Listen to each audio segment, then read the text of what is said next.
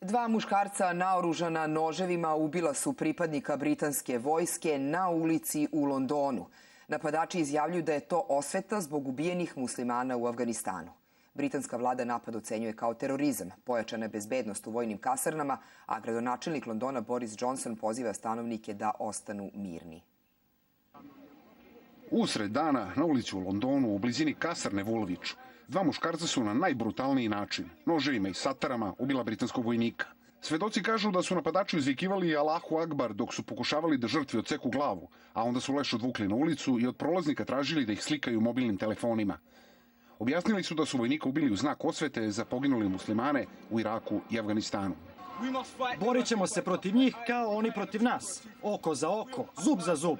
Žao mi je što su žene ovo videle, ali to gledaju žene i u našoj zemlji. Srušite vašu vladu, ona ne brine za vas.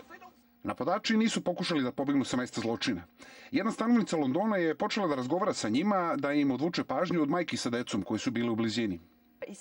Rekao mi je da je ubio vojnika jer britanski vojnici ubijaju muslimanske žene i decu. I rekao je da sad čekaju da dođe policija, pa da probaju da ubiju i nekog od njih. Policija jeste došla posle 6-7 minuta i s mesta hicima onesposobila napadače koji su pokušali da upotrebe pištolje. Jedan je identifikovan kao 28-godišnji Michael Adebolajo, Britanac poreklom iz Nigerije. Potiče iz hrišćanske porodice, a islam je primio pre 10 godina. Ubijeni vojnik je 25-godišnji Lee Rigby i za sobom je ostavio 2-godišnjeg sina. Britanska vlada napad ocenjuje kao terorizam. Ova zemlja je nepopustljiva prema nasilnom terorizmu. To nije samo napad na Britaniju, već i izdaja islama i muslimanskih zajednica koje doprinose našoj zemlji. Britanska desnica ima drugačiji stav.